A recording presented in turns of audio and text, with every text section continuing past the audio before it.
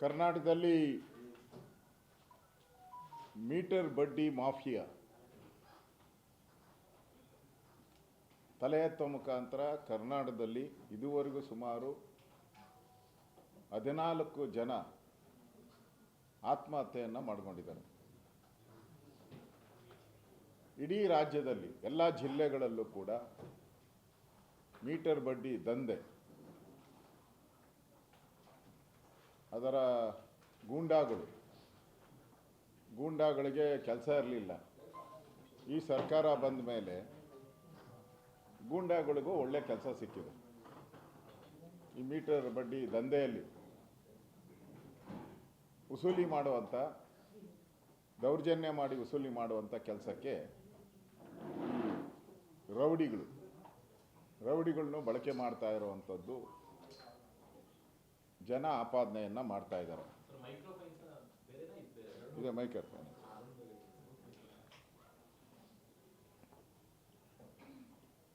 ಕಾಂಗ್ರೆಸ್ ಸರ್ಕಾರದಲ್ಲಿ ಬಡವರು ಮದುವೆಗೋಸ್ಕರ, ವ್ಯವಸಾಯ ಮಾಡೋದಕ್ಕೋಸ್ಕರ, ಸಣ್ಣ ಉದ್ಯೋಗ ಮಾಡೋದಕ್ಕೋಸ್ಕರ ಸಾಲ ಮಾಡಿದ್ರೆ ಇಲ್ಲಿ ಉಳಿಗಾಲ ಇಲ್ಲ ಅನ್ನೋದು ಸಾಬೀತಾಗಿದೆ. ಮೊನ್ನೆ ಎಲ್ಲ ವಿಧಾನಸೌಧದಲ್ಲಿ ಒಂದೊಂದು ಬೋರ್ಡ್ ಹಾಕಿದ್ರು ಬೆಳಗಾವಿಯಲ್ಲಿ, ನುಡಿದಂತೆ ನಡೆ ಅಂತೇಳಿ. ಸಾಲ ಮಾಡಿದ್ರೆ ಮನೆ ಕಡೆಗೆ ನಡೆ. ಇವ್ರದ್ದು ನುಡಿದಂತೆ ನಡೆ, ಸಾಲ ಮಾಡಿದ್ರೆ ಮನೆ ಕಡೆಗೆ ನಡೆ. ಇವತ್ತು ಅಧಿಕಾರಿಗಳ ಆತ್ಮಹತ್ಯೆ ಸರಣಿ ಆಯಿತು. ಅದೊಂದು ಸೀರಿಯಲ್ ಥರ ಬಂತು. ಅಮಾಯಕ ನಿಷ್ಠಾವಂತ ಅಧಿಕಾರಿಗಳು. ಅದಾದಮೇಲೆ ಗುತ್ತಿಗೆದಾರರ ಆತ್ಮಹತ್ಯೆ. ಅದನ್ನು ಆ ಸೀರಿಯಲ್ಲನ್ನು ನೋಡ್ದಂಗಾಯಿತು. ಈಗ ಬಾಣಂತಿಯರ ಸರಣಿ ಸಾವುಗಳು ನೋಡಿದ್ರಿ, ಅದು ಒಂದು ಸೀರಿಯಲ್ ರೀತಿ ಕರುಣಾಜನಕವಾಗಿ ಆಗೋಯ್ತು. ರೈತರ ಆತ್ಮಹತ್ಯೆ ನಿರಂತರವಾಗಿ ನಡೀತಾ ಇದೆ. ಈಗ ಹೊಸದಾಗಿ ಮೈಕ್ರೋ ಫೈನಾನ್ಸ್ ಆತ್ಮಹತ್ಯೆ, ಇದು ಕೂಡ ಒಂದು ಸೀರಿಯಲ್ ಆಗಿ ಬಂದಿದೆ. ಒಂದು ರೀತಿ ಕರ್ನಾಟಕ ರಾಜ್ಯ ಆತ್ಮಹತ್ಯೆಗಳ ರಾಜ್ಯ ಆಗಿದೆ. ಸರ್ಕಾರ ದಿವಾಳಿ ಆಗೋಗ್ಬಿಟ್ಟಿದೆ. ಕುರುಡು ಕಾಂಚಾಣ ಕುಣಿತಾ ಇದೆ. ಮೈಕ್ರೋ ಫೈನಾನ್ಸಿನ ಹಟ್ಟಹಾಸ ಮೆರಿತಾ ಇದೆ. ಇಲ್ಲಿ ಕಾಂಗ್ರೆಸ್ ಸರ್ಕಾರ ಬಂದ ಮೇಲೆ ಜನಗಳಿಗೆ ಕಳೆದ 30-40 ವರ್ಷಗಳಿಂದ ಏನು ಸಹಾಯ ಮಾಡ್ತಾ ಇದ್ರಿ ನಾವೆಲ್ಲರೂ ಕೂಡ, ಎಲ್ಲ ಸರ್ಕಾರಗಳು, ಜನತಾದಳ ಇರ್ಬೋದು, BJP ಇರ್ಬೋದು, ಬೇರೆ ಬೇರೆ ಸರ್ಕಾರ ಬಂದಾಗೂ ಕೂಡ ಬಡವರಿಗೆ ಸಹಾಯ ಮಾಡುವಂಥ ಯೋಜನೆಗಳನ್ನು ನಾವು ಬೇರೆ ಬೇರೆ ಇಲಾಖೆಯಿಂದ, ಸಮಾಜ ಕಲ್ಯಾಣ ಇರ್ಬೋದು, ಕಾರ್ಪೊರೇಷನ್ಗಳು ಇರ್ಬೋದು, ಇಲಾಖೆಗಳಿಂದ ನಾವು ಕೊಡ್ತಾ ಇದ್ರಿ. ಈಗ ಆ ಇಲಾಖೆಗಳಿಂದ ಈ ಮೈಕ್ರೋ ಫೈನಾನ್ಸ್ ಅವಳಿಗೆ ಜನ ಯಾಕೆ ಮುಗಿ ಬೀಳ್ತಾ ಇದ್ದಾರೆ? ಜನ ಮೈಕ್ರೋ ಫೈನಾನ್ಸ್ಗೆ ಯಾಕೆ ಹೋಗ್ತಾ ಇದ್ದಾರೆ? ನನ್ನ ಹತ್ರ ಜನ ಮಾತಾಡಿದ್ದು. ನಿನ್ನೆ ನಾನು ಹೋಗಿದ್ದೆ ಮೈಸೂರಿಗೆ, ಬೇರೆ ಏನೋ ಪ್ರೋಗ್ರಾಮ್ಗೋಸ್ಕರ ಮೈಸೂರಿಗೆ ಹೋಗಿದ್ದೆ. ಆ ಸಂದರ್ಭದಲ್ಲಿ ಜನ ಹೇಳಿದ್ದು, ಸರ್ ನಮಗೆ ಇದುವರೆಗೂ ಕೂಡ ನಮಗೆ ಅಂಬೇಡ್ಕರ್ ಅಭಿವೃದ್ಧಿ ನಿಗಮದಲ್ಲಿ ಸಾಲ ಕೊಡ್ತಾಯಿದ್ರು, ಆದಿಜಾಂಬವಂತ ಅಭಿವೃದ್ಧಿ ನಿಗಮದಲ್ಲಿ ಸಾಲ ಕೊಡ್ತಾಯಿದ್ರು, ವಿಶ್ವಕರ್ಮ ಅಭಿವೃದ್ಧಿ ಸಾಲ ಕೊಡ್ತಾಯಿದ್ರು, ಹೇಳ್ತೀನಿ ಅವೆಲ್ಲ, ಹಿಂದುಳಿದ ವರ್ಗಗಳ ಅಭಿವೃದ್ಧಿ ನಿಗಮಗಳಲ್ಲಿ ಸಾಲ ಕೊಡ್ತಾಯಿದ್ರು. ಅದೆಲ್ಲ ನಿಂತೋಗಿದೆ ಸರ್, ಅಲ್ಲಿ ಸಾಲ ಸಿಗ್ತಾ ಇಲ್ಲ. ನಮಗೆ ವಿಧಿ ಇಲ್ದಿರ ಈಗ ನಾವು ಈ ಮೈಕ್ರೋ ಫೈನಾನ್ಸ್ ವ್ಯವಸ್ಥೆಗೆ ನಾವು ವಿಧಿ ಇಲ್ಲದೆ ಹೋಗಿದ್ದೀರಿ, ನಮ್ಗೆ ಬೇರೆ ದಾರಿ ಇಲ್ಲ. ಪ್ರತಿ ವರ್ಷ ನಮಗೆ ವಾಲ್ಮೀಕಿ ನಿಗಮದಿಂದ ಸಾಲ ಕೊಡ್ತಾಯಿದ್ರು, ನಮ್ಮ ಅಂಗಡಿ ಇಟ್ಕೊಳಕ್ಕೆ, ಆಟೋ ತೊಗೊಳಕ್ಕೆ, ಸಣ್ಣ ವ್ಯಾಪಾರ ಮಾಡೋಕ್ಕೆ ಕೊಡ್ತಾಯಿದ್ರು. ಈಗ ಅದೆಲ್ಲ ಬಂದಾಗ್ಬಿಟ್ಟಿದೆ. ಅದಕ್ಕೋಸ್ಕರ ನಾವು ವಿಧಿ ಇಲ್ಲದೆ ಹೋಗ್ತಾ ಇದ್ರಿ. ಮೈಕ್ರೋ ಫೈನಾನ್ಸ್ ಅಂದರೆ ಏನು? ಮೈಕ್ರೋ ಫೈನಾನ್ಸ್ ಅಂದರೆ ಏನು ಅಂದರೆ ಕೆಲವು ಹೆಸರುಗಳಿದೆ, ಒಂದೆರಡು ಹೆಸರು ಹೇಳ್ತೀನಿ. ಗ್ರಾಮಶಕ್ತಿ ಅಂತ ಹೇಳಿ ಒಂದು RBL ಫೆಡ್ರಲ್ ಅಂತ ಕೆಲವು ಬೇಕಾದಷ್ಟಿದೆ ಈ ಥರದ್ದು. ಇದರ ಏನೋ ನಾಯಿ ಕೊಡೆಗಳ ಥರ.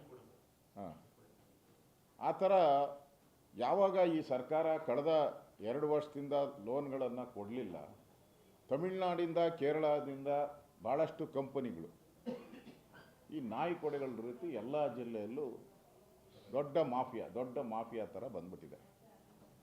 ಈಗ ಹೇಳಿದ್ನಲ್ಲ, ಗ್ರಾಮಶಕ್ತಿ ಅಂತ ಹೆಸರಲ್ಲಿ, RBL ಫೆಡ್ರಲ್ ಅನ್ನೋ ಹೆಸರಲ್ಲಿ ಅವ್ರೇನು ಮಾಡ್ತಾರೆ, ಒಂದು ಗುಂಪುಗಳನ್ನು ಮಾಡ್ತಾರೆ. ಹಿಂದೆ ನಾವು ಸ್ವಸಹಾಯ ಸಂಘ ಮಾಡಿದ್ರಲ್ಲ, ಆ ಥರ ಒಂದು ಗುಂಪು ಮಾಡ್ತಾರೆ. ಅದರಲ್ಲಿ 10 ಜನರ ಒಂದೊಂದು ಗುಂಪು, ಒಂದೊಂದು ಹಳ್ಳಿಗೆ ಹೋಗ್ತಾರೆ, 10 ಜನರ ಒಂದೊಂದು ಗುಂಪನ್ನು ಮಾಡ್ತಾರೆ. ಈ 10 ಜನರ ಗುಂಪು ಯಾರಿಗೆ ಬ್ಯಾಂಕ್ಗಳಲ್ಲಿ ಸಾಲ ತಗೊಳಕ್ಕೆ ಸಿಕ್ಕಿರಲ್ಲ ಅಂಥವ್ರನ್ನ ಐಡೆಂಟಿಫೈ ಮಾಡ್ತಾರೆ. 10 ಜನರನ್ನು ಗುಂಪು ಮಾಡಿ ಅವ್ರಿಗೆ 50,000 ರೂಪಾಯಿ ಕೊಡ್ತಾರೆ. ಪ್ರತಿಯೊಬ್ಬರಿಗೂ 50,000 ರೂಪಾಯಿ ಕೊಡ್ತಾರೆ. ಅವ್ರ ಶ್ಯೂರಿಟಿ ಯಾರು ಅಂದರೆ ಈ 9 ಜನ, 10 ಜನ ಮೆಂಬರ್ಸು. ಶ್ಯೂರಿಟಿ ಯಾರು ಅಂದರೆ ಈ 9 ಜನ, ಪ್ರತಿಯೊಬ್ಬರಿಗೂ ಈ 9 ಜನ ಶ್ಯೂರಿಟಿ. ಅಂದರೆ ಇವ್ರಿಗೆ 9 ಜನ ಶ್ಯೂರಿಟಿ. ಅವ್ರ ಕೈಗೆ ಎಷ್ಟು ಕೊಡ್ತಾರೆ? 46,000 ರೂಪಾಯಿ ಕೊಡ್ತಾರೆ ಕೈಗೆ. ಲೋನ್ ಎಷ್ಟು? 50,000 ರೂಪಾಯಿ ಲೋನು. ಅವ್ರ ಕೈ ಕೊಡೋದೆಷ್ಟು? 46,000 ರೂಪಾಯಿ ಕೊಡ್ತಾರೆ. ಅದನ್ನು ಸರ್ವಿಸ್ ಚಾರ್ಜ್ ಅಂತ ಇಟ್ಕೊಳ್ಳಿ, ಸೇವೆ ಅಂತ ಅದನ್ನು ಇಟ್ಕೊಂಡಿದ್ದಾರೆ. ಆಮೇಲೆ ಅವ್ರಿಗೆ ಇದನ್ನು 2 ವರ್ಷ ಅವ್ರು ಕಟ್ಟಬೇಕು, 2 years. ನನಗಿರುವಂಥ ಮಾಹಿತಿ ಪ್ರಕಾರ 2,700ರಿಂದ 2,800, ಅಂದರೆ ಡಿಫರೆಂಟ್ ಆಗ್ತದೆ. ಫೈನಾನ್ಸ್ ಕಂಪನಿಗಳಲ್ಲಿ ಡಿಫ್ರೆನ್ಸ್ ಇದೆ. 2,700ರಿಂದ 2,800 ಪ್ರತಿ ತಿಂಗಳು ಕಟ್ಟಬೇಕು. ಹಂಗೆ ಕಟ್ಟಿದ್ರೆ ಎಷ್ಟಾಗುತ್ತೆ? 67,000 ಆಗುತ್ತೆ 2 ವರ್ಷದಲ್ಲಿ. 67,000 ಆಗುತ್ತೆ. 50,000 ಅವ್ರ ಹತ್ರ ಪರ್ಮನೆಂಟ್ ಆಗಿರಲ್ಲ. ತಲೆಯಲ್ಲಿ ನೀವು ಸ್ವಲ್ಪ ನಾವು ಯೋಚನೆ ಮಾಡಬೇಕು. 50,000 ಪ್ರತಿ ತಿಂಗಳು ಅವ್ರು ಕಟ್ಬಿಟ್ಟಿರ್ತಾರೆ. 1 ವರ್ಷದಲ್ಲಿ ಆಲ್ಮೋಸ್ಟ್ 70% ಕಟ್ಬಿಟ್ಟಿರ್ತಾರೆ ಅವರು. ಪ್ರತಿ ತಿಂಗಳು ಕಟ್ಟೋದ್ರಿಂದ ಲೋನ್ ಅಮೌಂಟ್ ಕಡಿಮೆ ಆಗೋಗಿರ್ತೈತೆ ಅಲ್ಲಿ. ಆದರೂ ಕೂಡ 67,000 ಕಟ್ಟಬೇಕು ಅವರು. ಇನ್ನೊಂದು ಸ್ಪೆಷಾಲಿಟಿ ಏನು ಅಂದರೆ, ಇದರಲ್ಲಿ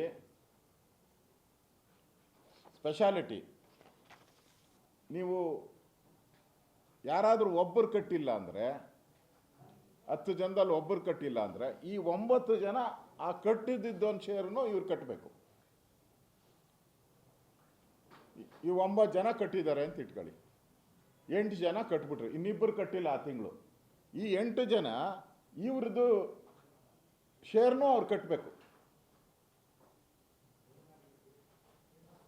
ಆ ರೀತಿ ಕಂಡೀಷನ್ ಹಾಕ್ಕೊಂಡಿದ್ದಾರೆ ಅವರ ಇದರಲ್ಲಿ. ಮತ್ತು ಅವನು 2 ತಿಂಗಳಲ್ಲಿ ಕಟ್ಟಿಲ್ಲ ಅಂದರೆ, ಕಂಟಿನ್ಯೂಸ್ ಕಟ್ಟಿಲ್ಲ ಅಂದರೆ, ಅವ್ರಿಗೆ ಏಜೆಂಟ್ ಇರ್ತಾರೆ. ಒಬ್ಬರಿಗೊಬ್ಬರನ್ನ ಏಜೆಂಟ್ ಮಾಡಿದ್ದಾರೆ. ಅದು ತಮಿಳ್ನಾಡು ಇರ್ಬೋದು, ಕೇರಳ, ಬೇರೆ ಬೇರೆ ರಾಜ್ಯದಿಂದ ಬಂದಿರೋರು.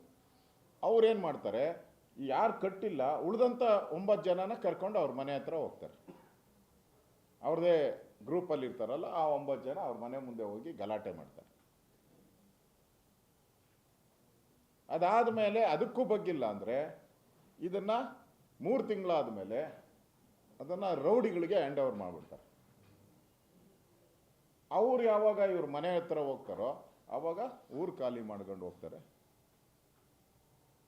ಸುಮಾರು ಒಂದು 30-40 ಹಳ್ಳಿನೇ ಖಾಲಿ ಆಗೋಗ್ಬಿಟ್ಟವೆ ಅಂತ ಸುದ್ದಿ ನಮಗಿರೋದು ಇಡೀ ರಾಜ್ಯದಲ್ಲಿ. ಹಳ್ಳಿನೇ ಓಡೋಟು. ಯಾಕಂದ್ರೆ ಹಳ್ಳಿಯವರೇ ತಗೊಂಬಿಟ್ಟವ್ರೆ. 10 ಜನ ಒಂದು ಟ್ರೂಪು ಅಂದರೆ, ಒಂದು ಹಳ್ಳಿಯಲ್ಲಿ 30 ಟ್ರೂಪ್ ಮಾಡಿರ್ತಾರೆ, 30 ಯೂನಿಟ್ ಮಾಡಿಬಿಟ್ಟಿರ್ತಾರೆ. ಓಡೋಗ್ಬಿಟ್ಟಿದ್ದಾರೆ. ಕೆಲವರು ಆತ್ಮಹತ್ಯೆ ಮಾಡ್ಕೊಂಡಿದ್ದಾರೆ. ಇಲ್ಲಿ ನಿಮಗೂ ಗೊತ್ತಿದೆ, ಟ್ಯಾಕ್ಟ್ರು ಒಬ್ಬ ಲೋನ್ ತಗೊಂಡು ಕಟ್ಟಿದ್ದಾನೆ ಆಲ್ರೆಡಿ, ಆಲ್ಮೋಸ್ಟ್ ಆಲ್ ದುಡ್ಡು ಕಟ್ಟಿದ್ದಾನೆ. 5 ಲಕ್ಷ ತೊಗೊಂಡಿದ್ದಾನೆ, 2 ಲಕ್ಷ ಏನೋ ಕಟ್ಟಿದ್ದಾರೆ, 2 ಲಕ್ಷ ಪೂರ್ತಿ. ಈಗ ಟ್ರ್ಯಾಕ್ಟರ್ ರಿಪೇರಿಗೆ ಬಂದಿದೆ, ಅವನ ಕೈಲಿ ಕಟ್ಟೋಕ್ಕಾಗ್ತಾ ಇಲ್ಲ. ಈಗ ಅವನಿಗೆ ತಮಿಳ್ನಾಡಿಂದ ನೋಟಿಸ್ ಬಂದಿದೆ, ತಮಿಳ್ನಾಡು ಕೋರ್ಟಿಂದ. ನಮ್ಮ ಮುಖ್ಯಮಂತ್ರಿ ಇಮಿಡಿಯೇಟಾಗಿ ನನಗೆ ಹೇಳಿಬಿಡಿ ಅಂತಾರೆ. ತಮಿಳ್ನಾಡಿಂದ ಕೋರ್ಟಿಂದ ನೋಟಿಸ್ ಬಂದರೆ ಈ ಮುಖ್ಯಮಂತ್ರಿಗೆ ಹೇಳಿದ್ರೆ ಎಷ್ಟು, ಬಿಟ್ಟರೆ ಎಷ್ಟು? ಬೆಳಗಾವಿಯಲ್ಲಿ ಮೈಕ್ರೋ ಫೈನಾನ್ಸ್ ಹಸುಗೂಸಿರುವಂಥ ಒಬ್ಬ ತಾಯಿ ಅವ್ರ ಮನೆಯವ್ರನ್ನೆಲ್ಲ ಎತ್ತು ಆಚೆ ಹಾಕಿದ್ದಾರೆ. ಅವ್ರು ಹೇಳ್ತಾರೆ, ನನ್ನ ಮಗುಗೆ ಹಾಲು ಉಣ್ಸೋಕ್ಕಾದರೂ ಅವಕಾಶ ಕೊಡಿ ಅಂತ. ಹಾಲು ಉಣ್ಸೋಕ್ಕೂ ಅವಕಾಶ ಕೊಡದೆ ಎತ್ತು ಬೀದಿಗೆ ಹಾಕಿದ್ದಾರೆ. ಚಾಮರಾಜನಗರದಲ್ಲಿ ಆಗಿದೆ, ಯಳಂದೂರಲ್ಲಾಗಿದೆ, ಎಲ್ಲ ಕಡೆನೂ ಕೂಡ ದೌರ್ಜನ್ಯ ಮಾಡ್ತಾ ಇದ್ದಾರೆ. ನಾನು ಮುಖ್ಯಮಂತ್ರಿ ಸಿದ್ದರಾಮಯ್ಯನವರು ಹೇಳಿದರು, ಇದಕ್ಕೋಸ್ಕರ ವಿಶೇಷವಾದಂಥ ಒಂದು ಕಾನೂನನ್ನು ತರ್ತೀನಿ ಅಂತ. ಹಾಂ, ಅದೇ ಸುಗ್ರೀವ, ವಾಲಿ ಸುಗ್ರೀವ ಇದ್ರಲ್ಲ, ಹಾಂ, ಆ ಸುಗ್ರೀವಾಜ್ಞೆ ತರ್ತೀನಿ ಅಂತ. ಹಾಂ, ಅದೇನೋ ಹೇಳ್ತಾರಲ್ಲ,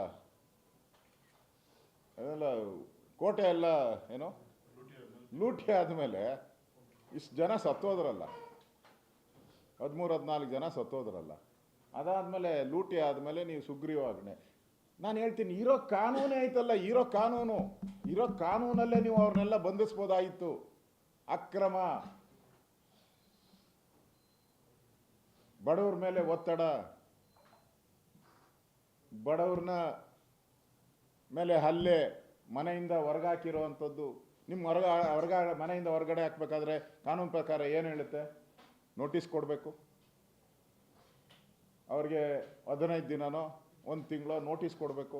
ಕೊಟ್ಟಾಗಿಲ್ಲ ಅಂದ್ರೆ ಮೇಲೆ ಅದನ್ನು ತೊಗೊಂಡೋಗಿ ಕೋರ್ಟ್ಗೆ ಹಾಕಬೇಕು. ಕೋರ್ಟ್ ಅವರು ಅದನ್ನು ಎವಿಕ್ಷನ್ ಮಾಡಬೇಕು. ಈ ಮನೆ ಖಾಲಿ ಮಾಡುವಂಥ ಎವಿಕ್ಷನ್ ಇದಾರ? ಆ ಥರ ಎವಿಕ್ಷನ್ ಬಂದಿರೋಂಥ ಕೋರ್ಟಿಂದ ಆರ್ಡರ್ ಎವಿಕ್ಷನ್ ಇದೆ? ಇಲ್ಲ. ಪೊಲೀಸರು ಇದ್ರ ಮೇಲೇ ಕ್ರಮ ತೆಗೆದುಕೊಳ್ಬೋದಾಯ್ತಲ್ಲ. ಇಷ್ಟೆಲ್ಲ ನನಗೆ ಇನ್ಫಾರ್ಮೇಷನ್ ಬಂದಿರೋದು, ಮಾಧ್ಯಮದಲ್ಲೂ ಬಂದಿದೆ. ಇದಕ್ಕೆಲ್ಲ ಪೊಲೀಸರು ಸಹ ಸಹಕಾರಿ ಅಂತೆ, ಏಜೆಂಟ್ ಅಂತೆ. ಈ ವಸೂಲಿಗೆ ಪೊಲೀಸರು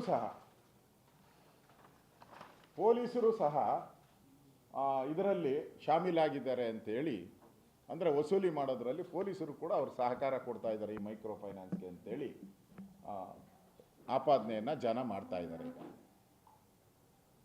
ಅಂದರೆ ಬೇಲಿನೇ ಎದ್ದು ಹೊಲ ಮೇಯ್ದಂಗೆ ಆದಮೇಲೆ ಸಿದ್ದರಾಮಯ್ಯನವರು ಕಂಪ್ಲೇಂಟ್ ಕೊಡಿ, ಕಂಟ್ರೋಲ್ ರೂಮು. ಏನಕ್ಕೆ ನಿಮ್ಮ ಕಂಟ್ರೋಲ್ ರೂಮು? ನೆನ್ನೆನೋ ಯಾರೋ ಕಂಟ್ರೋಲ್ ರೂಮ್ ಫೋನ್ ಮಾಡಿ ಹೇಳಿದ್ದಾರೆ, ಮನೆಯಿಂದ ಆಚೆ ಆಗ್ತಾ ಇದ್ದಾರೆ ನೋಡಿ ಅಂತ. ರಿಪ್ಲೈ ಇಲ್ಲ, ಅದು ಕಂಟ್ರೋಲ್ ರೂಮಿಂದ ರಿಪ್ಲೈನೇ ಇಲ್ಲ. ನೀವು ಸುಗ್ರೀವಾಣೆ ತತ್ತೀನಿ ಅಂತ ಹೇಳಿ ಅವಾಗೆ 3-4 ದಿನ ಆಗೋಯ್ತು. ಏನಾನ ಒಂದು ಇಂಪ್ರೂವ್ ಆಗಿದೆಯಾ? ಇವತ್ತು ಆತ್ಮಹತ್ಯೆ ಆಗಿದೆ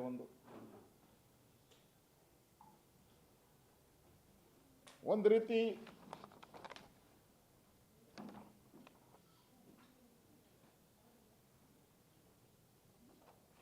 ಇನ್ನು ಕೆಲವರು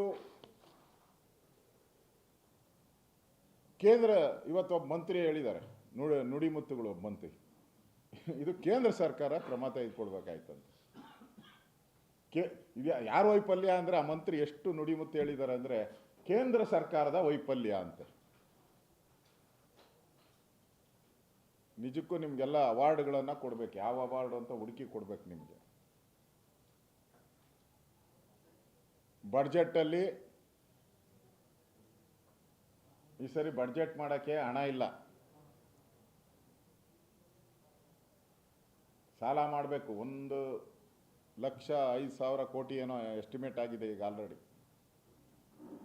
ಮೊನ್ನೆ ಮುಖ್ಯಮಂತ್ರಿಗಳು ಹೇಳ್ತಾರೆ ಕೇಂದ್ರ ಸರ್ಕಾರ ಅನುದಾನ ಕೊಡಬೇಕು ಅಂತ. ಇವ್ರು ಬಡ್ಜೆಟ್ ಮಾಡೋಕ್ಕೆ, ಸಿದ್ದರಾಮಯ್ಯನವ್ರು ಬಡ್ಜೆಟ್ ಮಾಡೋಕ್ಕೆ ಕೇಂದ್ರ ಸರ್ಕಾರ ಅನುದಾನ ಕೊಡಬೇಕಂತ. ಅವಾಗೆ ಒಂದು ಕೇವಿಯಟ್ ಹಾಕ್ಬಿಟ್ರು. ಯಾಕಂದರೆ ಸಾಲ ಮಾಡಿದಾಗ ಜನ ಕೇಳ್ತಾರಲ್ಲ, ಜನ ಚಿಮಾರಿ ಆಗ್ತಾರಲ್ಲ ಇವ್ರಿಗೆ, ಅದನ್ನು ತಪ್ಪಿಸ್ಕೊಳಕ್ಕೆ, ಈ ಚಿಮಾರಿಯನ್ನು ತಪ್ಪಿಸ್ಕೊಳಕ್ಕೆ ಕೇಂದ್ರ ಕೊಡಬೇಕಾಯಿತು. ಇನ್ನೂ ನಮ್ಮ ಡೆಪ್ಟಿ CM ಅವರು ಇನ್ನೂ ಒಂದು ಹೆಜ್ಜೆ ಮುಂದೆ ಹೋಗಿ ಬೆಂಗಳೂರಿಗೆ 60,000 ಕೋಟಿ ಕೊಡಬೇಕಂತ. ಏನು ಮನಮೋಹನ್ ಸಿಂಗ್ ಅವರು ಪ್ರಧಾನಮಂತ್ರಿ ಆಗಿದ್ದಾಗ ಈ ವಿಜಯನಗರದಾಗ ಅದೇನೋ ಹೇಳ್ತಾ ಇದ್ರಲ್ಲ, ಅದೇನೋ ಶೇರುಗಳೆಲ್ಲ ಅಳೆದು ತುಂಬಿ ಕೊಡ್ತಾ ಇದ್ರಲ್ಲ, ಚಿನ್ನನ ಇದನ್ನೆಲ್ಲ ಮುತ್ತು ರತ್ನಗಳನ್ನು ಅಳೆದು ಕೊಡ್ತಾ ಇದ್ರು ಯಾರೋ ಮನಮೋಹನ್ ಸಿಂಗು. ಅದು ನಿಂತೋಗಿದೆ ಅಂತೆ, ಇವಾಗ ಕೇಳ್ತಾ ಇದ್ದಾರೆ ಇವರು.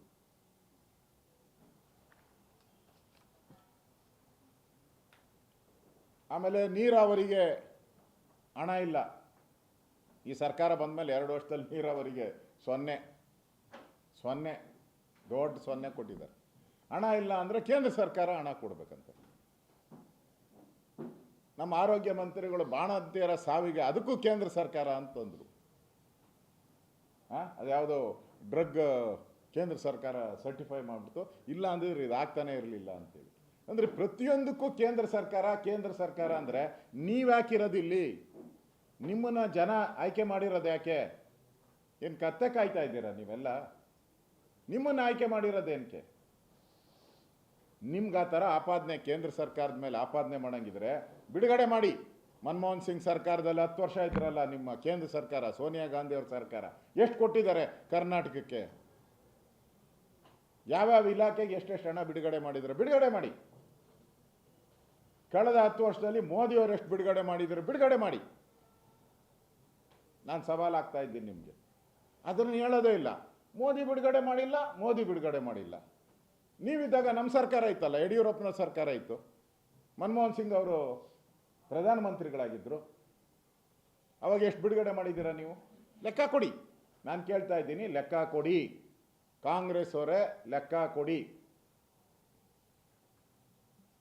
ಕೇಂದ್ರ ಸರ್ಕಾರ ಅನುದಾನ ಟ್ರಾನ್ಸ್ಪರೆಂಟಾಗಿ ಬಿಡುಗಡೆ ಮಾಡುತ್ತೆ ಎಲ್ಲ ರಾಜ್ಯಕ್ಕೂ, ಕರ್ನಾಟಕ ಅಂತಲ್ಲ, ದೇಶದಲ್ಲಿರುವಂಥ ಎಲ್ಲ ರಾಜ್ಯಗಳಿಗೂ ನಿಗದಿ ಮಾಡಿರೋ ರೀತಿ ಯಾರ್ಯಾರಿಗೆ ನಿಗದಿ ಮಾಡಿದಾರೋ ಅಷ್ಟು ಹಣವನ್ನು ಬಿಡುಗಡೆಯನ್ನು ಪ್ರತಿ ವರ್ಷವೂ ಮಾಡ್ತಾ ಇದ್ದಾರೆ.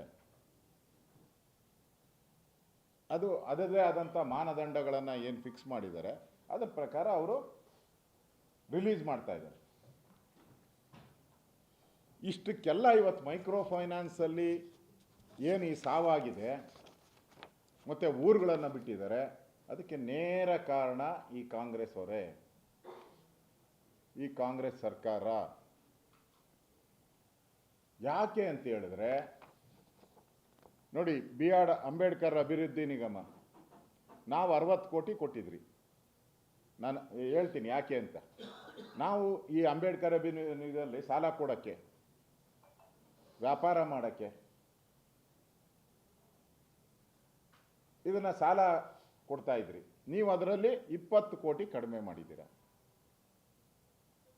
ಸ್ವಯಂ ಉದ್ಯೋಗ ಯೋಜನೆಯಲ್ಲಿ ಅಂಬೇಡ್ಕರ್ ನಾವು 100 ಕೋಟಿ ಕೊಟ್ಟಿದ್ರಿ, ನೀವು 45 ಕೋಟಿ ಕೊಟ್ಟಿದ್ದೀರ. 55 ಕೋಟಿ ಶಾರ್ಟೇಜು, ಅಂದರೆ 55% ಶಾರ್ಟೇಜು. ಆದಿಜಾಂಬವ 100 ಕೋಟಿ ಕೊಟ್ಟಿದ್ರಿ, ನೀವು 50 ಕೋಟಿ ಕೊಟ್ಟಿದ್ದೀರಾ. 50 ಕೋಟಿ ಶಾರ್ಟೇಜು. ಕೊಡ್ತೀನಿ ನಿಮ್ಗೆ ಈ ಪಟ್ಟಿನೆಲ್ಲ ಆಮೇಲೆ ಕೊಟ್ಬಿಡ್ತೀನಿ, ಪ್ರಕಾಶ್ ಇದು ಮಾಡಿ. ಬೋವಿ ನಿಗಮದಲ್ಲಿ 95 ಕೋಟಿ ಕೊಟ್ಟಿದ್ರಿ, ನೀವು 55 ಕೋಟಿ ಕೊಟ್ಟಿದ್ದೀರಾ. 40 ಕೋಟಿ ಶಾರ್ಟೇಜು. ವಿಶ್ವಕರ್ಮ ಅಭಿವೃದ್ಧಿ ನಿಗಮ 25 ಕೋಟಿ ಕೊಟ್ಟಿದ್ರಿ, ನೀವು 13 ಕೋಟಿ ಕೊಟ್ಟಿದ್ದೀರಾ. 12 ಕೋಟಿ ಶಾರ್ಟೇಜು. ಸಂಗೊಳ್ಳಿ ರಾಯಣ್ಣ 106 ಕೋಟಿ, ಅದರಲ್ಲಿ ನೀವು ಕೊಟ್ಟಿರೋದು 50 ಕೋಟಿ. ನಿಜಗುಣ ಅಂಬಿಗರ ಚೌಡಯ್ಯ ಅಭಿವೃದ್ಧಿ ನಿಗಮ 25 ಕೋಟಿ ನಾವು ಕೊಟ್ಟಿದ್ದು, ನೀವು 5 ಕೋಟಿಗೆ ಇಳಿಸ್ಬಿಟ್ರಿ ಅದನ್ನು. ಉಪ್ಪಾರ ಅಭಿವೃದ್ಧಿ ನಿಗಮ 15 ಕೋಟಿ ಕೊಟ್ಟಿದ್ರಿ, ನೀವು 8 ಕೋಟಿ ಕೊಟ್ಟಿದ್ದೀರಾ. ವೀರಶೈವ ಲಿಂಗಾಯತ ಲೋನ್ ಕೊಡೋಕ್ಕೋಸ್ಕರ ಕೊಟ್ಟಿರೋವಂಥದ್ದು 100 ಕೋಟಿ ಕೊಟ್ಟಿದ್ರಿ, ನೀವು 60 ಕೋಟಿ. 40 ಕೋಟಿ ಶಾರ್ಟೇಜು.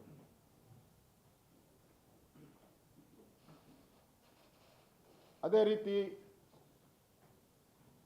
ನೇಕಾರರ ಯೋಜನೆಗೆ 125 ಕೋಟಿ ಕೊಟ್ಟಿದ್ರಿ, ನೀವೆಷ್ಟು ಕೊಟ್ಟಿದ್ದೀರಾ? ನಾವು 125 ಕೋಟಿ ಕೊಡಿ, ನೀವೆಷ್ಟು ಕೊಟ್ಟಿದ್ದೀರಾ? 10 ಕೋಟಿ ಕೊಟ್ಟಿದ್ದೀರಾ. ಅಂದರೆ ನೇಕಾರರು ಇರ್ಬೋದು, ಬೋವಿ ಅಭಿವೃದ್ಧಿ ನಿಗಮ, ಆದಿಜಾಂಬವಂತ, ಅಂಬೇಡ್ಕರ್, ವಿಶ್ವಕರ್ಮ, ವೀರಶೈವ, ಇವರೆಲ್ಲ ಯಾರಿದ್ರು ಆ ಸಮುದಾಯಗಳಲ್ಲಿ, ಆ ಜಾತಿಗಳಲ್ಲಿ ಲೋನ್ ಕೊಟ್ಟು ಅವ್ರನ್ನ ಒಂದು ಸಣ್ಣ ಪೆಟ್ಟಿ ಅಂಗಡಿ ಇಟ್ಕೊಳಕ್ಕೆ, ಆಟೋ ತೊಗೊಳಕ್ಕೆ, ಮ್ಯಾಕ್ಸಿ ಕ್ಯಾಬ್ಗಳು ತೊಗೊಳೋ ಅಂಥದ್ದಕ್ಕೆ ಅವ್ರಿಗೆ ಲೋನ್ ಕೊಡ್ತಾಯಿದ್ರಿ.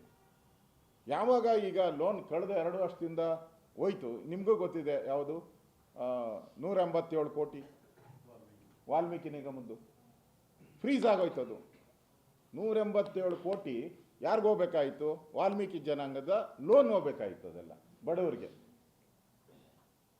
ಪೆಟ್ಟಿ ಅಂಗಡಿ ಇಟ್ಕೊಳೋರಿಗೆ, ಅದಕ್ಕೆ ಇದಕ್ಕೆ ಲೋನ್ಗೆ ಹೋಗ್ಬೇಕಾ, ಫ್ರೀಸ್ ಆಗೋಯ್ತು. ಅದು 187 ಕೋಟಿ ಮುಖ್ಯಮಂತ್ರಿ ಕೊಟ್ಟೇ ಇಲ್ಲ, ಒಂದು ನಯಾ ಪೈಸಾನು ಕೊಟ್ಟಿಲ್ಲ, ಸೀಸ್ ಆಗ್ಬಿಟ್ಟಿದೆ. ಫ್ರೀಸ್ ಆಗೋವಾಗ ಅದು ಕೋರ್ಟಲ್ಲಿ ಇದೆ.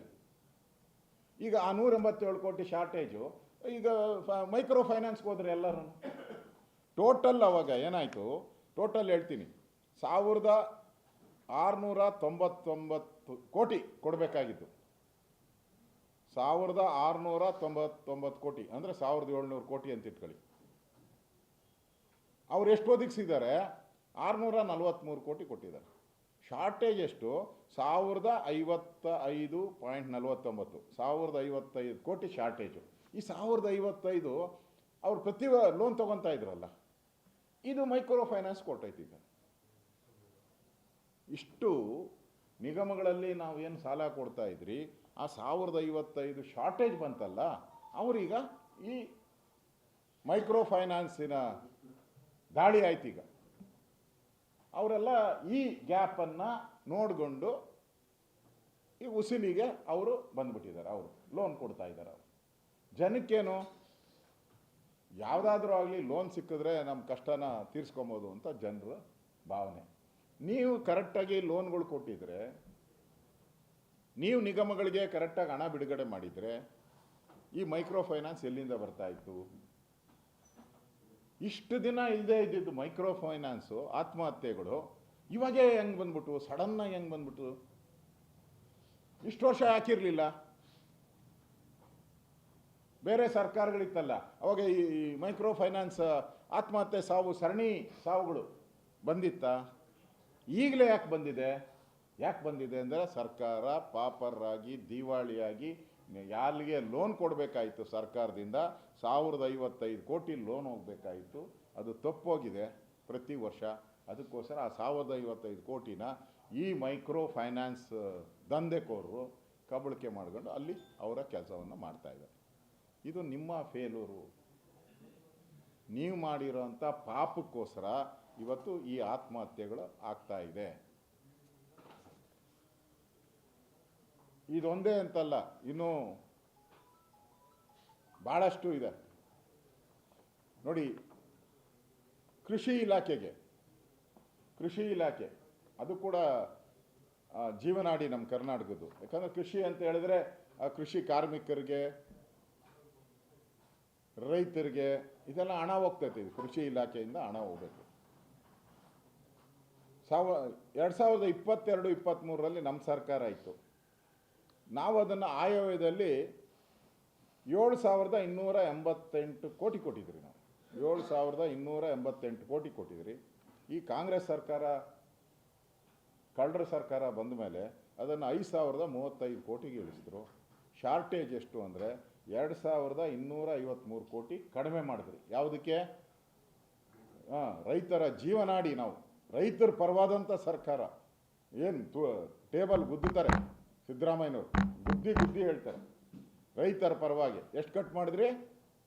2,253 ಕೋಟಿ ನೀವು ಕಡಿಮೆ ಮಾಡಿದ್ದೀರಾ. ತೋಟಗಾರಿಕೆ ಇಲಾಖೆಗೆ 1,374 BJP ಸರ್ಕಾರ ಕೊಟ್ಟಿದ್ದು, ನೀವು 1,207. ಟೋಟ್ಲ್ ಹೇಳ್ಬಿಡ್ತೀನಿ. ಕೃಷಿ, ತೋಟಗಾರಿಕೆ, ಸಹಕಾರ ಇಲಾಖೆ, ಗ್ರಾಮೀಣಾಭಿವೃದ್ಧಿ, ನಗರಾಭಿವೃದ್ಧಿ ಇಷ್ಟಕ್ಕೆ 15,383 ಕೋಟಿ ಕೊಡಬೇಕಾಯಿತು. ಅವ್ರು ಕೊಟ್ಟಿರೋದು 14,768 ಕೋಟಿ. ಶಾರ್ಟೇಜು 614 ಕೋಟಿ. ಆದರೆ ಈ ಇಲಾಖೆಗಳಿಗೆ ಇಷ್ಟೊಂದು ಕಡೆ. ನಾರ್ಮಲಿ ಪ್ರತಿ ಬಡ್ಜೆಟಲ್ಲೂ ಜಾಸ್ತಿ ಆಗ್ತಾಯಿದೆ, ಹೋಗ್ತೈತೆ. 20% ಜಾಸ್ತಿ ಆಗಬೇಕು. ಅದು ಲೆಕ್ಕದ ಅಂತ ಹೇಳಿಲ್ಲ ನಿಮಗೆ. 20% ಜಾಸ್ತಿ ಆಗಬೇಕು. ಇಲ್ಲಿ ಕಂದಾಯ ಇಲಾಖೆಗೆ ಮೂಲಭೂತ ಸೌಕರ್ಯ ಕೊಡಬೇಕಾಗಿದ್ದು ಅದಕ್ಕೆ 1534 ಕೋಟಿ, ಇವ್ರು ಕೊಟ್ಟಿದ್ದು 940 ಕೋಟಿ, ಶಾರ್ಟೇಜು 594 ಕೋಟಿ. ಲೋಕೋಪಯೋಗಿ ಇಲಾಖೆ 1208 ಕೋಟಿ, ಅಲ್ಲ 12,410 ಕೋಟಿ, 12,410 ಕೋಟಿ. ಇವ್ರು ಕೊಟ್ಟಿದ್ದು 9,699 ಕೋಟಿ, ಶಾರ್ಟೇಜು 2,710 ಕೋಟಿ. ನೀರಾವರಿಗೆ ನಾವು ಕೊಟ್ಟಿದ್ದು 19,610 ಕೋಟಿ, ಇವ್ರು ಕೊಟ್ಟಿರೋದು 16,834, ಶಾರ್ಟೇಜು 2,755 ಕೋಟಿ. ಕೃಷ್ಣೆಯ ಕಣ್ಣೀರು ಅಂತ ಪುಸ್ತಕ ಬರೆದ್ರಲ್ಲ ಎಚ್ ಕೆ ಪಾಟೀಲ್, ಇಲ್ಲಿ ಕಣ್ಣೀರು ಕೃಷ್ಣೆಯ ನಡೆಗೆ, ಇಲ್ಲಿ ಯಾರ ನಡೆಗೆ ನಡೀತಾ ಇದ್ದಾರೆ ಇವರು? ಇದು ಇಲ್ಲಿ ಶಾರ್ಟೇಜು ಎಷ್ಟು? 2,000 ಕೋಟಿ ಶಾರ್ಟೇಜ್, 2,777 ಕೋಟಿ ಶಾರ್ಟೇಜ್. ಕ್ರೀಡೆ ನಮ್ಮ ಮೊದಲ ಆದ್ಯತೆ. ಮುಖ್ಯಮಂತ್ರಿಗಳು ಕ್ರೀಡೆ ಯುವಜನ ಸೇವೆಗೆ ನಾವು 394 ಕೋಟಿ ಕೊಟ್ಟಿದ್ರಿ, ಇವ್ರು ಬಂದ ಮೇಲೆ 249 ಕೋಟಿ, ಶಾರ್ಟೇಜು 147 ಕೋಟಿ. ಪ್ರವಾಸೋದ್ಯಮ ಇಲಾಖೆ ನಾವು ಕೊಟ್ಟಿದ್ದು 379, ಅವರು 240, ಶಾರ್ಟೇಜು 138 ಕೋಟಿ. ಕನ್ನಡ ಮತ್ತು ಸಂಸ್ಕೃತಿ ಇಲಾಖೆ, ಕನ್ನಡವೇ ಇವತ್ತು ಇದಿದೆಯಲ್ಲ, ಪುತ್ಥಳಿಕೆ ಎಲ್ಲ ಮಾಡ್ತಾ ಇದ್ದಾರೆ, ಕಾಂಗ್ರೆಸ್ ಫಂಕ್ಷನ್ ಮಾಡ್ತಾ ಇದ್ದಾರೆ. 333 ಕೋಟಿ ನಾವು ಕೊಟ್ಟಿದ್ದು, ಇವರು ಅದನ್ನು 254 ಕೋಟಿಗೆ ಇಳಿಸಿದ್ದಾರೆ. 78 ಕೋಟಿ ಶಾರ್ಟೇಜು. ಇಷ್ಟೂ ಕೊಟ್ಟಿದ್ದೀನಿ. ಅಂದರೆ ಯಾವ ಇಲಾಖೆಗೂ ಹೆಚ್ಚು ಮಾಡಿಲ್ಲ, ಎಲ್ಲ ಇಲಾಖೆಯಲ್ಲೂ ಕೂಡ ಕಡಿತ ಮಾಡಿದ್ದಾರೆ. ಈ ಕಡಿತ ಮಾಡಿರೋದ್ರಿಂದ ಏನಾಗ್ತಾ ಇದೆ, ಆಯಾ ಇಲಾಖೆಯಲ್ಲಿ ಸರ್ಕಾರದಿಂದ ಏನೇನು ರೈತರಿಗೆ ಸವಲತ್ತು ಹೋಗಬೇಕಾಯಿತು, ಗ್ರಾಮೀಣ ಅಭಿವೃದ್ಧಿ ಇಲಾಖೆಯಲ್ಲಿ ಏನೋ ಬೇಕಾಯಿತು, ನೀರಾವರಿಯಲ್ಲಿ ಏನೋ ಬೇಕಾಯಿತು, ಅದೆಲ್ಲ ಕಟ್ಟಾಯಿತು. ಇದೆಲ್ಲ ಲೆಕ್ಕ ಹಾಕಿದ್ರೆ 15 ಇಲಾಖೆದು ಮಾತ್ರ ನಾನು ಕೊಟ್ಟಿರೋದು ಸ್ಯಾಂಪಲ್ಗೆ. ಟೋಟಲ್ ಹೇಳ್ತೀನಿ, ಅದರಲ್ಲಿ 1,04,405 ಕೋಟಿ ಬಿ ಜೆ ಪಿ ಸರ್ಕಾರ ಕೊಟ್ಟಿದ್ದು. 1,04,405 ಕೋಟಿ. ಇವರು ಅದನ್ನು 90,401 ಕೋಟಿ ಇಳಿಸಿದ್ರು. ಶಾರ್ಟೇಜ್ ಎಷ್ಟು? 14,000 ಕೋಟಿ. ಕೊಡ್ತೀನಿ, ಇದು ಕಾಪಿನೇ ಕೊಟ್ಬಿಡ್ತೀನಿ ನಿಮಗೆ, ಕಾಪಿ ಸಾಫ್ಟ್ ಕಾಪಿನೇ ನಿಮ್ಮ ಪೋಸ್ಟ್ ಮಾಡ್ತೀನಿ. ಹೇಳ ಇನ್ನೊಂದು ಸರಿ, 1,04,405 ಕೋಟಿ ಬಿ ಜೆ ಪಿ ಸರ್ಕಾರ ಇದ್ದಾಗ ಬಿಡುಗಡೆ ಮಾಡಿದ್ರು 22-23ರಲ್ಲಿ. 24-25ರಲ್ಲಿ ಅದನ್ನು 90,401 ಕೋಟಿಗೆ ಬಂದ್ಬಿಡ್ತು. ಶಾರ್ಟೇಜು 14,000 ಕೋಟಿ. ಈ 14 ಇಲಾಖೆದು ಅಂದರೆ ಇದಕ್ಕೆ 20% ನೀವು ಸೇರಿಸ್ಕೊಬೇಕು ಎಕ್ಸ್ಟ್ರಾ. ನಾವು 1 ಲಕ್ಷ ಬಿಡುಗಡೆ ಮಾಡಿದ್ರೆ ಇವರು 20% ಅಂದರೆ 1,20,000 ಕೋಟಿ ಬರಬೇಕಾಯ್ತು. ಹಂಗೆ ಲೆಕ್ಕ ಹಾಕಿದ್ರೆ ಇನ್ನೂ ಜಾಸ್ತಿ ಹೋಗ್ತದೆ, 24,000 ಕೋಟಿಗೆ ಹೊರಟೋಗ್ತೈತಿ. 30,000 ಕೋಟಿಗೆ ಹೊರಟೋಗ್ತದೆ. ಅಂದರೆ ಈ ಎಲ್ಲ ಇಲಾಖೆಯಲ್ಲೂ ನೀವು ಕಡಿತ ಮಾಡಿ, ನಿಗಮಗಳಿಗೆ ಕಡಿತ ಮಾಡಿ, ಕೋಆಪರೇಟಿವ್ ಸೊಸೈಟಿಗಳಲ್ಲಿ ಇವತ್ತು ಅಲ್ಲಿ ಲೋನ್ ಕೊಡಬೇಕಾಯ್ತು. ಕೋಆಪರೇಟಿವ್ ಸೊಸೈಟಿಯಲ್ಲಿ ಮುಖ್ಯಮಂತ್ರಿ ಹೋಗಿ ಏನು ಹೇಳ್ಬಿಟ್ರು, ಮುಖ್ಯಮಂತ್ರಿಗಳು ಕೋಲಾರದಲ್ಲಿ ಹೇಳ್ಬಿಟ್ಟು ನಿಮ್ಮ ಸಾಲ ಮನ್ನಾ ಮಾಡ್ತೀನಿ ಅಂತ ಹೇಳ್ಬಿಟ್ರು ಕೋಲಾರದಲ್ಲಿ. ಅದು ಮಾಧ್ಯಮದಲ್ಲಿ ಬಂದಿದೆ, ನಿಮ್ಮ ಮಾಧ್ಯಮದಲ್ಲಿ ಬಂದಿರುವಂಥ ಸುದ್ದಿನೇ ನಾನು ಹೇಳ್ತಾ ಇರೋದು. ಕೋಲಾರದಲ್ಲಿ ಹೋಗ್ಬಿಟ್ಟು ಕೋಲಾರದಲ್ಲಿ ಯಾರು ಸಾಲ ಮಾಡಿದ್ದಾರೆ ಆ ಸಾಲನ ನಾವು ಮನ್ನಾ ಮಾಡ್ತೀನಿ ಅಂತ ಹೇಳಿದ್ರು. ಬಾಯಿ ಮುಚ್ಕೊಂಡಾದರೂ ಬಂದಿದ್ರೆ ಆಮೇಲೆ ಮಾಡಿದ್ರು ಹೇಳಿದ್ರಿಂದ ಯಾರೋ ಸಾಲನೇ ಕಟ್ತಾ ಇಲ್ಲ ಈಗ ಬ್ಯಾಂಕ್ಗಳಿಗೆ.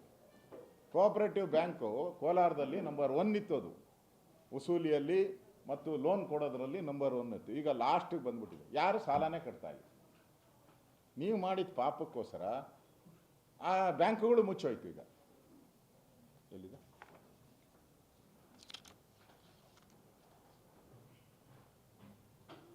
ಈಗ ಮಹಿಳಾ ಸಂಘಗಳೆಲ್ಲ ಕಾಯ್ತಾ ಇದ್ದಾರೆ, ನಮ್ಮ ಸಾಲ ಮನ್ನಾ ಮಾಡ್ತಾರೆ ಅಂತ.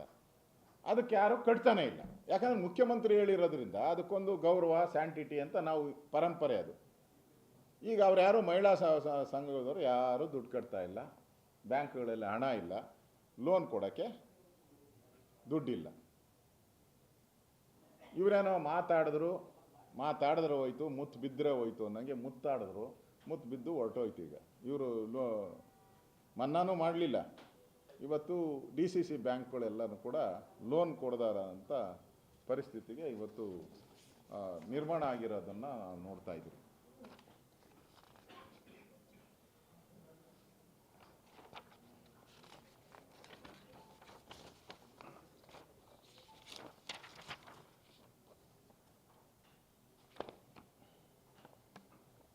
ಪ್ರಧಾನಿ ಮೋದಿಯವರು ಹೇಳಿದರು, ಪ್ರಧಾನಿ ಮೋದಿಯವರು ಕಾಂಗ್ರೆಸ್ ಅಧಿಕಾರಕ್ಕೆ ಬಂದರೆ ಮಾಂಗಲ್ಯ ಕಿತ್ತಾಕ್ತಾರೆ ಅಂತ ಹೇಳಿದ್ರು. ಅವಾಗ ಏನು ಕಾಂಗ್ರೆಸ್ ನಾಯಕರೆಲ್ಲ ಮುಗಿದು ಬಿದ್ದುಬಿಟ್ರು ಪ್ರಧಾನಿ ಮೋದಿ ಮೇಲೆ. ಕಾಂಗ್ರೆಸ್ ಬಂದರೆ ಮಾಂಗಲ್ಯನೂ ಬಿಡಲ್ಲ ಅಂತೇಳಿ ಪ್ರಧಾನಿ ಮೋದಿಯವರು ಕಾಮೆಂಟ್ ಮಾಡಿದರು ಒಂದು ಎಲೆಕ್ಷನ್ ಸ್ಪೀಚಲ್ಲಿ. ಅದಿವತ್ತು ಅವ್ರು ಹೇಳಿದ್ದು ಸತ್ಯ ಆಗಿದೆ. ಇವತ್ತು ಯಾರೋ ಪೋಸ್ಟ್ ಮಾಡಿದಾಳೆ, ನನ್ನ ಗಂಡನೇ ಈ ಮೈಕ್ರೋ ಫೈನಾನ್ಸ್ ಹಾವಳಿಯಿಂದ ಸತ್ತೋದ್ಮೇಲೆ ನಾನು ತಾಲಿ ಇಟ್ಕೊಂಡು ಏನು ಮಾಡಲಿ ಅಂತ ಗೃಹ ಸಚಿವರಿಗೆ ಅದನ್ನು ತಾಲಿನೇ ಕಳಿಸಿದ್ದಾರೆ ಅಂತ ನಾನು ಮಾಧ್ಯಮದಲ್ಲಿ ನೋಡಿದ್ದೀನಿ. ತಾಲಿನೇ ಪೋಸ್ಟ್ ಮಾಡಿದ್ದಾರೆ. ಅಂದರೆ ಮೋದಿ ಹೇಳಿದ್ದು ಸತ್ಯ ಆಯ್ತಲ್ಲ. ಈಗ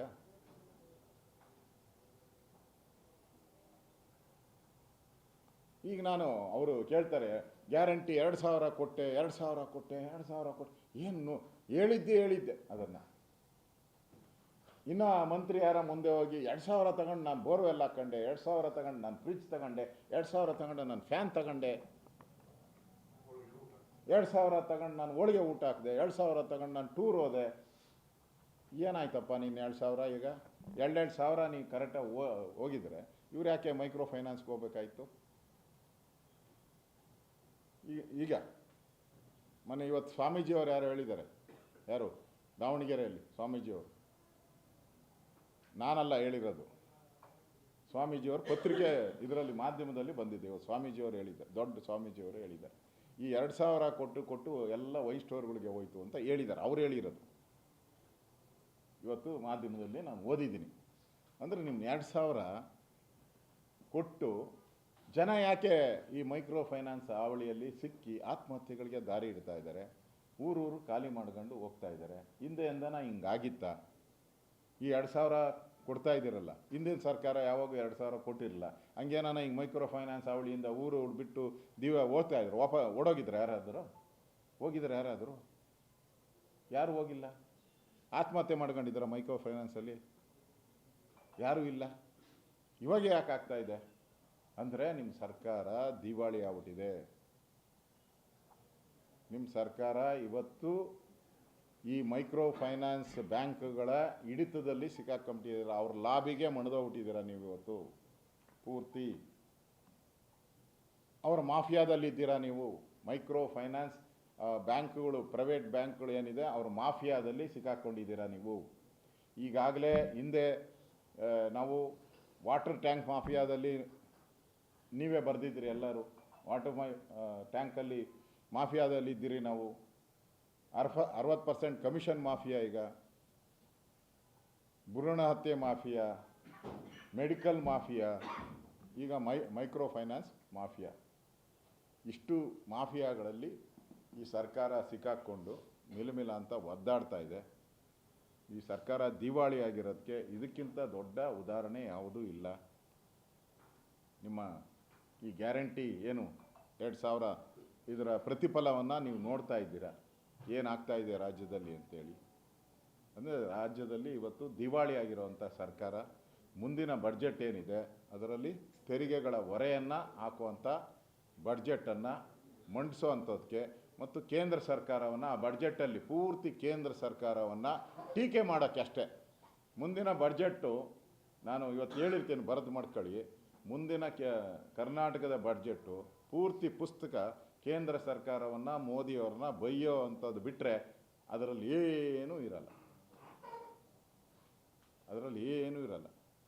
ಇವತ್ತು ಈ ಮೈಕ್ರೋ ಫೈನಾನ್ಸ್ ಆಳಿಗೆ ಯಾರ್ಯಾರು ಸತ್ತಿದ್ದಾರೆ, ಯಾರ್ಯಾರು ಊರು ಬಿಟ್ಟಿದ್ದಾರೆ, ಅದಕ್ಕೆ ಈ ಸರ್ಕಾರದ ಆಡಳಿತದ ವೈಫಲ್ಯ, ಈ ಸರ್ಕಾರದ ಕಾನೂನು ಸುವ್ಯವಸ್ಥೆ ಹದಗೆಟ್ಟಿರೋವಂಥದ್ದು. ಇದು ನೇರ ಕನ್ನಡಿ, ಈ ಸರ್ಕಾರಕ್ಕೆ ಕನ್ನಡಿ ಅನ್ನೋದನ್ನ ಸ್ಪಷ್ಟವಾಗಿ ಹೇಳ್ತಾ ಇದ್ದೀನಿ. ಕೇಳೋದಿದೆಯಾ?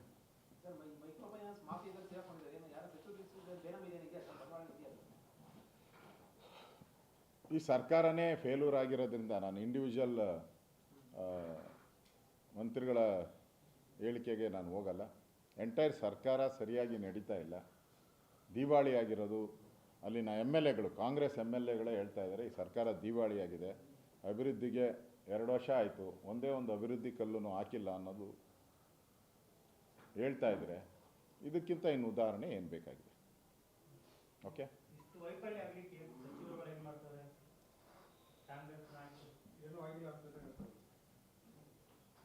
ಏನೂ ಆಗಿಲ್ಲ ಅಂತ ಹೇಳಿದ್ರೆ ನಾನು ಇಷ್ಟೊತ್ತು ಹೇಳಿದ್ನಲ್ಲ, ಅಧಿಕಾರಿಗಳ ಆತ್ಮಹತ್ಯೆ ಹೇಳಿದೆ, ರೈತರ ಆತ್ಮಹತ್ಯೆ ಹೇಳಿದೆ, ಗುತ್ತಿಗೆದಾರರ ಆತ್ಮಹತ್ಯೆ ಹೇಳಿದೆ, ಮೈಕ್ರೋ ಫೈನಾನ್ಸ್ ಆತ್ಮಹತ್ಯೆ ಹೇಳಿದೆ, ಬಾಣಂತಿಯರದು ಸಾವು ಹೇಳಿದೆ. ಇವೆಲ್ಲ ಯಾಕೆ ಆಗ್ತಾಯಿತ್ತು? ಸರ್ಕಾರ ಸರಿ ಇದ್ದಿದ್ರೆ, ಸರ್ಕಾರ ಗಟ್ಟಿ ಸರ್ಕಾರ ಇದ್ದಿದ್ರೆ, ಕಾನೂನು ಸುವ್ಯವಸ್ಥೆ ಸರಿಯಾಗಿದ್ದಿದ್ರೆ ಬ್ಯಾಂಕ್ಗಳ ಲೂಟಿ ಯಾಕೆ ನಡೀತಾ ಇತ್ತು? BJPಯಲ್ಲಿ ಆಗಿದೆ ಅಂತಲೇ ನಿಮ್ಮನ್ನು ಜನ ಎಲೆಕ್ಟ್ ಮಾಡಿದ್ರಲ್ಲ. ನೀವು ಅದೇ ತಾನೇ ಹೇಳಿದ್ದು, BJPಯವ್ರಿಗಿಂತ ನಾವು ಡಿಫ್ರೆಂಟು, BJPಯವ್ರು ಏನೇನು ಮಾಡಿದ್ದಾರೆ ಅದೆಲ್ಲವನ್ನು ನಾವು ಸರಿ ಮಾಡ್ತೀರಿ ಅಂತೇಳಿ ನೀವು ಅಧಿಕಾರಕ್ಕೆ ಬಂದಿದ್ದು. ಈಗ BJP ಮೇಲೆ ಯಾಕೆ ತೋರಿಸ್ತೀರಾ ನೀವು? ನಿಮ್ಮ ಚುನಾವಣಾ ಪ್ರಚಾರದಲ್ಲಿ ಏನು ಹೇಳಿದ್ರಿ? BJP ಏನೇನು ತಪ್ಪು ಮಾಡಿದೆ ಅದನ್ನು ಸರಿ ಮಾಡ್ತೀರಿ. 40% ಕಮಿಷನ್ ಅಂದ್ರಿ, ನೀವು 60%ಗೆ ಹೋಗಿದ್ದೀರಾ, 20% ಎಕ್ಸ್ಟ್ರಾ ಮಾಡ್ಕೊಂಡಿದ್ದೀರಲ್ಲ. ಅಂದರೆ ಇದೇ ಬದಲಾವಣೆನಾ? ಆತ್ಮಹತ್ಯೆಗಳ ಸರಣಿ ನಡೀತಾ ಇದೆಯಲ್ಲ, ಹೋಲಿಕೆ ಮಾಡ್ತಾ ಇರುತ್ತೆ. BJPಯಲ್ಲಿ 20% ಆತ್ಮಹತ್ಯೆ ಆಗಿತ್ತು, ನಾವು 40% ಮಾಡಿದ್ದೀರಿ. 40% ಕಮಿಷನ್ ಇತ್ತು, ಅದನ್ನು 60% ಮಾಡಿದ್ದೀರಿ. ಇದಾ ನಿಮ್ಮ ಪ್ರೋಗ್ರೆಸ್ ಕಾರ್ಡು? ಕಾಂಗ್ರೆಸ್ಸಿನ ಪ್ರೋಗ್ರೆಸ್ ಕಾರ್ಡು ಇದೇನಾ? ಇದಕ್ಕೆ ಜನ ನಿಮ್ಮನ್ನು ಆಯ್ಕೆ ಮಾಡಿದ್ದು? ಇದನ್ನಕ್ಕೇನ ಜನ ಇವತ್ತು ಶಾಪ ಆಗ್ತಾ ಇದ್ದಾರೆ, ಯಾಕನ ಈ ಕಾಂಗ್ರೆಸ್ಗೆ ವೋಟ್ ಹಾಕಿದ್ರು ಅಂತ ಹೇಳಿ ಜನ ಶಾಪ ಹಾಕುವಂಥ ಪರಿಸ್ಥಿತಿ ರಾಜ್ಯದಲ್ಲಿ ನಿರ್ಮಾಣ ಆಗಿದೆ.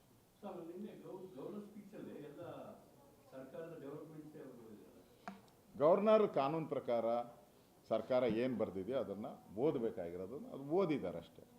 ಹಂಗಾರೆ ಗವರ್ನರ್ ಯಾಕೆ ಬಿಲ್ಗಳನ್ನೆಲ್ಲ ರಿಜೆಕ್ಟ್ ಮಾಡಿ ವಾಪಸ್ ಕಳಿಸ್ತಾ ಇದ್ದಾರೆ?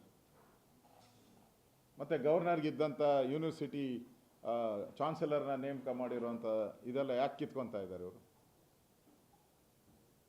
ಕ್ಯಾಬಿನೆಟ್ ಏನು ಬರೆದು ಕೊಡ್ತೋ ಅದನ್ನು ಓದಬೇಕಾಗಿರೋದು ಗವರ್ನರು, ಓದಿದ್ದಾರೆ ಅಷ್ಟೇ. ಪ್ರತಿ ಸರಿ ಹೋದಾಗ ವಾಪಸ್ಸೇ ಬರೋದು, ಮೋರ್ ದೆನ್ 30% ವಾಪಸ್ಸೇ ಬರ್ತದೆ.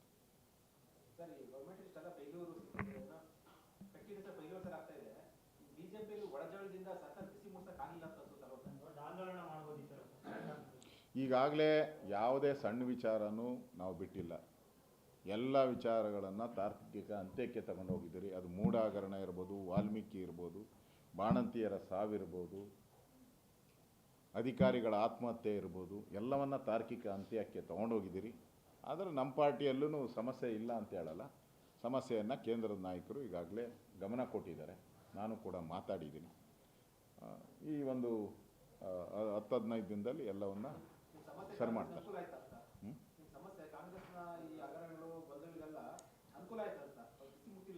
ಅನುಕೂಲ ಅನಾನುಕೂಲ ಅನ್ನೋದಕ್ಕಿಂತನೂ ಕೂಡ ಈಗ ಸರ್ಕಾರದ ವಿರುದ್ಧ ಏನು ಹೋರಾಟ ಮಾಡಬೇಕೋ ಅದನ್ನು ಒಂದು ಕಡೆ ನಾವು ಮಾಡ್ತಾ ಇದ್ದೀರಿ. ಪಾರ್ಟಿಯಲ್ಲಿ ಏನು ಸರಿ ಮಾಡಬೇಕೋ ಆ ಕೆಲಸವನ್ನು ಕೂಡ ನಮ್ಮ ಪಾರ್ಟಿಯ ಹೈಕಮಾಂಡ್ ಮಾಡ್ತಾ ಇದ್ದಾರೆ. ರಾಮುಲು ಮೋಸ್ಟ್ಲಿ ನಾಳೆ ಬರ್ತಾರೆ, ನಾಳೆ ಬರ್ತೀನಿ ಅಂತ ಹೇಳಿದ್ದಾರೆ. ಅವರ ರಿಲೇಷನ್ ಯಾರೋ ತೀರೋಗಿದ್ದಾರೆ ಅಂತ ನೆನ್ನೆ ಫೋನ್ ಮಾಡಿದರು ನನಗೆ, ಅವರೇ ಮಾಡಿದರು ರಿಲೇಷನ್ ತೀರೋಗಿದ್ದಾರೆ ನೋಡಿ. ಅದರಲ್ಲಿ ಏನು ವಿಶೇಷ ನನಗನ್ಸ್ತೈತೆ, ಇಡಿ ನೋಟಿಸ್ ಕೊಟ್ಟಿರೋವಂಥದ್ದು ಮುಖ್ಯಮಂತ್ರಿಗಳಿಗೆ ಅಥವಾ ಅವರ ಸಂಬಂಧಿಕರಿಗೆ, ಅದರಲ್ಲಿ ಏನು ವಿಶೇಷ ಇಲ್ಲ. ಹಿಂದೆ ಯಡಿಯೂರಪ್ಪನವರು ಮುಖ್ಯಮಂತ್ರಿ ಆಗಿದ್ದಾಗ CBIನವರು ಕೊಟ್ಟಿದ್ರು, ED ಕೊಟ್ಟಿದ್ರು, ಲೋಕಾಯುಕ್ತ ಕೊಟ್ಟಿದ್ರು. ಹಾಗೇನು ಸುದ್ದಿನೇ ಆಗಿಲ್ಲ. ಈಗ ಯಾಕೆ ಸುದ್ದಿ ಆಗಬೇಕು? ಅದೊಂದು ಕಾನೂನುಬದ್ಧವಾದಂಥ ಸಂಸ್ಥೆಗಳದು, ದೇಶದಲ್ಲಿ ರಾಜ್ಯದಲ್ಲಿರುವಂಥ ಸಂಸ್ಥೆಗಳು. ನಿಮಗೆ ED ನೋಟಿಸ್ ಕೊಟ್ಟರೆ ಮಾತ್ರ ಸುದ್ದಿ ಆಗ್ತೈತೆ, ಲೋಕಾಯುಕ್ತ ನೋಟಿಸ್ ಕೊಟ್ಟರೆ ಸುದ್ದಿನೇ ಆಗಲ್ಲ. ಯಾಕೆಂದರೆ ಲೋಕಾಯುಕ್ತ ಏನು ಮಾಡಲ್ಲ ಅಂತ ತಿಳ್ಕೊಂಬಿಟ್ಟಿದ್ದೀರಾ? ಲೋಕಾಯುಕ್ತ ಏನು ಕ್ರಮ ತೆಗೆದುಕೊಳ್ಳಲ್ಲ ಅಂತ ನೋಟಿಸ್ಗೆ ಬೆಲೆ ಇಲ್ಲ ಅಂತೀರಾ? ಅಲ್ಲ, ಅವ್ರ ಅಧಿಕಾರಿಗಳು ತಪ್ಪು. ಸೈಟು ಯಾರು ಕೊಟ್ಟಿದ್ದು?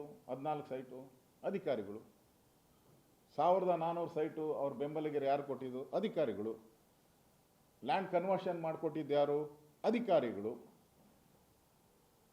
ಮತ್ತು ಅದೇ ಲೇಔಟ್ ಆದಮೇಲೂ ಕೂಡ ಅದನ್ನು 50-50 ಸ್ಕೀಮಲ್ಲಿ ತಂದವರು ಯಾರು?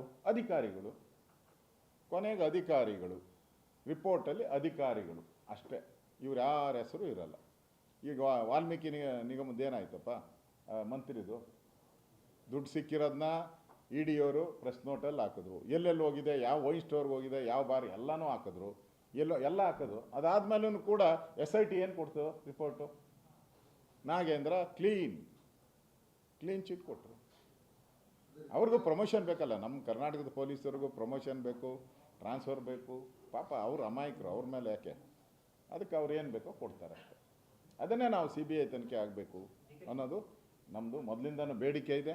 ಹೋರಾಟ ಮಾಡಿದಿರಿ, ಈಗಲೂ ಆ ಹೋರಾಟವನ್ನು ನಾವು ಮುಂದುವರಿಸ್ತೀವಿ.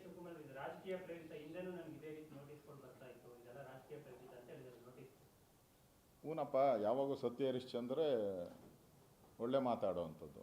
ಯಡಿಯೂರಪ್ಪನ ಮೇಲೆ ನೋಟಿಸ್ ಕೊಟ್ಟಾಗ, ಅವಾಗ ಜನಾರ್ದನ್ ರೆಡ್ಡಿ ಮೇಲೆ ನೋಟಿಸ್ ಕೊಟ್ಟಾಗ ಯಾಕೆ?